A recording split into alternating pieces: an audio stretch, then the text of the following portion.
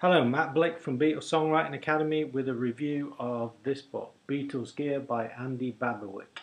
It's a chronological look at all the gear that the Beatles actually owned and brought to the studio or the stage rather than the Abbey Road gear that they used.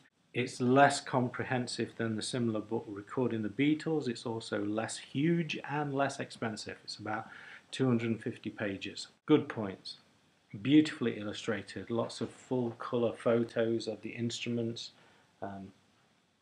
everything from Ringo's 1963 kit, George's Futurama guitar that he used in Hamburg, and there's vintage pics as well of the instruments in use, Lennon's acoustic, Paul's horrible Hohner bass that sounds like a rubber band. There's also period brochures with tech specs and advertisements and that sort of thing. And as well as all the photos, it's really well written and very readable. Bad points. Well, a lot of the instruments that the Beatles used were rubbish and they made great art with bad tools. Oh! That's unfair. Let me clarify. Of course, most of their instruments weren't rubbish. Some were good but underused, like Lennon's Strat.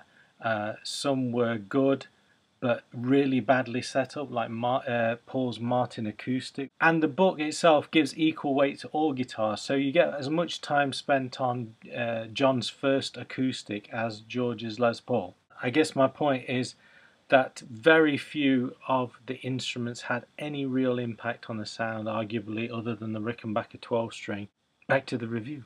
So for me, as a songwriter, as a musician, looking for the magic ingredient, well, there's lots of potential ingredients, but the instruments certainly aren't one of them. And the most influential bits of gear that they ever used were not really the sort of things you want to look at photos of, like vary speed and automatic double tracking and stuff like that.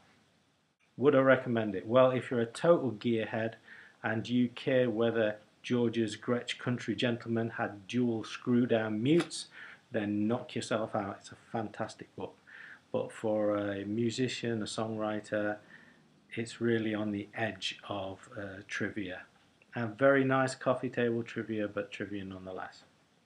Thanks for watching. Check out Beatles Songwriting Academy for more reviews and for lots of songwriting tips that work no matter how crappy your guitar is. Beatles Songwriting Academy, here, there and everywhere, but mostly at BeatlesSongwriting.com.